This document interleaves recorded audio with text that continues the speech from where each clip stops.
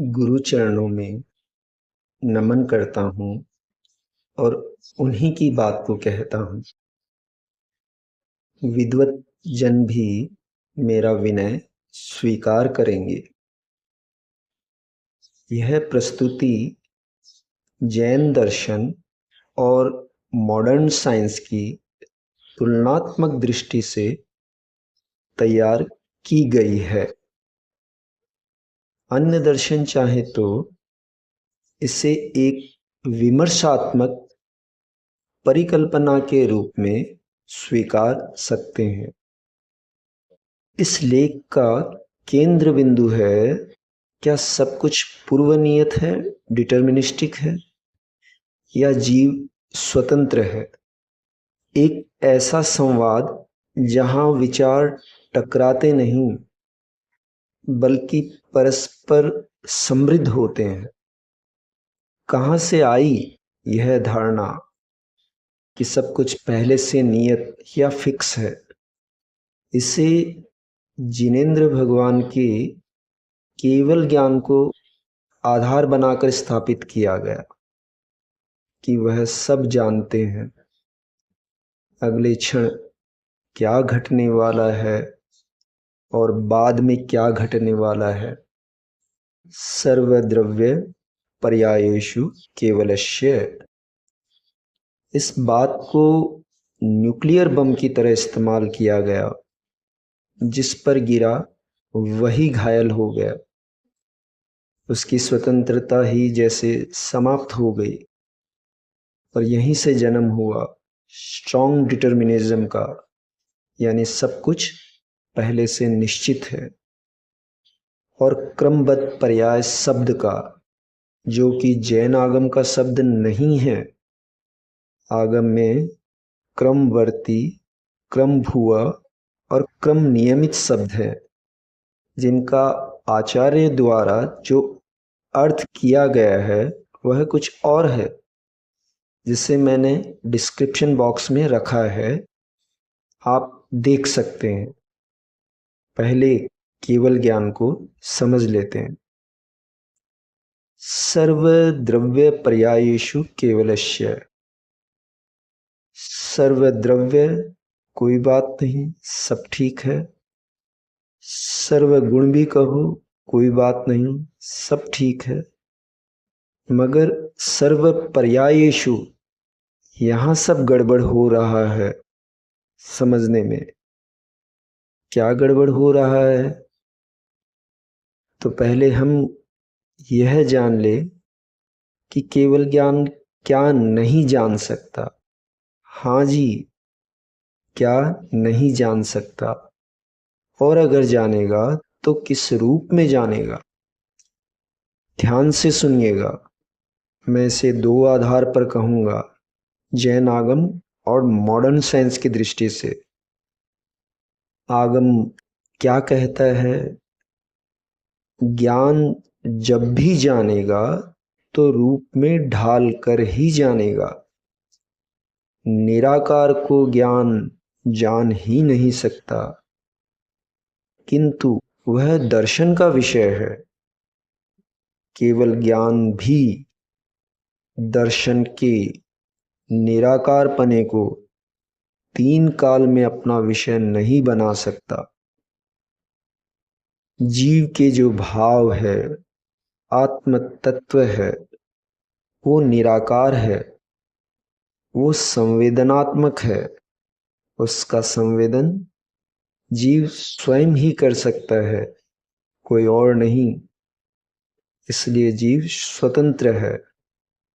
वह अपने भावों का स्वामी है, अपने भावों का कर्ता है और अपने भावों का भोगता है। वह ज्ञान की अपेक्षा से कहें तो अनंत संभावनाओं का विषय है, जो कि केवल ज्ञान में झलकता है। इसी अपेक्षा से केवल ज्ञान उन सभी पर्यायों को जानता है जो संभावित है, और इसी आधार पर जीव की स्वतंत्रता और केवल ज्ञान का विषय दोनों सुरक्षित है। और क्रमबद्ध पर्याय की बात यहाँ पूर्णतः खंडित होती है।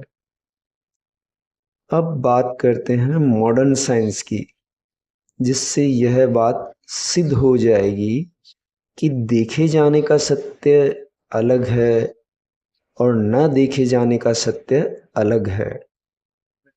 क्वांटम फिजिक्स के डबल स्लिट प्रयोग से यह सिद्ध होता है कि जब प्रकाश को बिना देखे छोड़ा जाता है वह तरंग के रूप में व्यवहार करता है, लेकिन जैसे ही उसे देखा जाता है वह कण के रूप में व्यवहार करता है।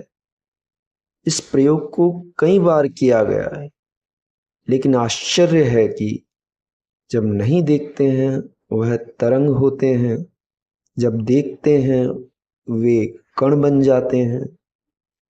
सार रूप में हमारी देखने की क्रिया यथार्थ को प्रभावित करती है। Observation changes reality. देखने पर वस्तु नियत हो जाती है और न देखने पर स्वतंत्रता को लिए हुए व्यवहार करती है। तो पूछने पर कि सत्य क्या है, तो वह कहते हैं कि देखने पर सत्य अलग है और न देखने पर सत्य अलग है। उसे कह नहीं सकते, वह अकथ्य है। जैन आगम में दो शब्द आते हैं, कथ्य और अकथ्य। कथ्य वह जिसे कहा जा सके, जैसे द्रव्य और गुण के बारे में, कारण कार्य व्यवस्था के बारे में, उपादान और निमित्त के बारे में। और अकथ्य वह जिसे कहा नहीं जा सकता। पूछने पर कि कथ्य कितना है, तो कथ्य इतना है कि केवल ज्ञानी भी अनंत काल में कह नहीं सकते, इतना कथ्य है। और अकथ्य कितना है, तो कथ्य का अनंत गुणा अकथ्य है। वस्तु स्थिति क्या है केवल ज्ञानी भी नहीं कह सके, और हम अंतिम निर्णय लेने में लगे हैं कि सब कुछ फिक्स है। यह ठीक नहीं। एक ज्ञानोपयोग है, दूसरा दर्शनोपयोग है और तीसरा संवेदन है। ज्ञानोपयोग देखे जाने का सत्य है, दर्शनोपयोग न्यूट्रल है, तटस्थ है, एक सामान्य एहसास है, और संवेदन स्वतंत्रता को लिए हुए है, भीतर ले आती है, निज घर में, आत्मीयता में रमण है, जो मिलन की दुनिया है, जैसे राम और हनुमान का मिलन। यही अनेकांत है और यही वास्तविकता है। दर्शन के एक ओर ज्ञान है, शोध है, वहीं दूसरी ओर संवेदन है, बोध है। चॉइस हमारी है कि हम किस ओर जाना चाहते हैं। जब श्रवण ज्ञान को संयत कर लेते हैं, शांत कर लेते हैं दर्शन की तरह, तब स्वसंवेदन रूपी निज घर में आना होता है। किसी भी अस्तित्व की स्वतंत्रता को बाधित करना यह अपराध है। हम आँखों से देखकर उसे बांध देते हैं, कानों से सुनकर बांध देते हैं, पांचों इंद्रियों और मन से उन्हें बांध देते हैं। यहाँ तक कि पीड़ा और सुख की अनुभूति से भी बांध देते हैं। जो ज्ञान ज्ञेय की ओर ढुलक जाए वह परमार्थ नहीं किंतु परम आर्थ है, और जिस ज्ञान में ज्ञेय छलक जाए वो परमार्थ है। जिनेंद्र भगवान के संदर्भ में कहे तो कि भगवान के झुके झुके विनत नयन, मतलब जिनेंद्र भगवान के नयन झुक गए हैं विनय से, क्योंकि वो आप में परमात्मा को देखते हैं, न कि मिस्टर एक्स वाई जेड को। पूरी सृष्टि में वो आत्मीयता से आत्मीयता को देखते हैं। वो आपको ताला बंद नहीं करते, बल्कि आपका बंद ताला खोल देते हैं। किंतु हम हैं कि दूसरों को और स्वयं अपने आप को कुछ न कुछ मानकर ताला बंद कर देते हैं। यह सबसे बड़ा अपराध हमसे हो रहा है। सभी को स्वतंत्र कर समग्र के साथ आत्मीयता से जुड़ना ही अपने बर्तन को मांजना है और अपनी चेतना की परिष्कृतता है। मैं आत्मा हूं और आत्मीयता मेरे प्राण है, यही धर्म वाक्य है। ताले मत लगाइए, न दूसरों पर न खुद पर। भगवान की तरह बनिए, मुक्तिदाता। अध्यात्म क्या है? तो दृश्य को अदृश्य करके अदृश्य को देखने का नाम ही अध्यात्म है। वह संवेदनात्मक है। अब एक और बात, आगमीय सब क्रम नियमितता क्या कहती है? आत्मा का परिणमन एक नियत क्रम से होता है। जहां कर्म का उदय, उससे उत्पन्न मोह भाव, उससे उत्पन्न पुनः कर्म बंध और फिर पुनः मोह भाव, यह एक प्रकार की चक्रवत प्रवृत्ति, विशियस साइकिल बन जाती है, जिसे संसार चक्र कहा गया है। यह चक्र तब तक चलता रहता है जब तक जीव मिथ्यात्व, अज्ञान और राग द्वेष में फंसा रहता है।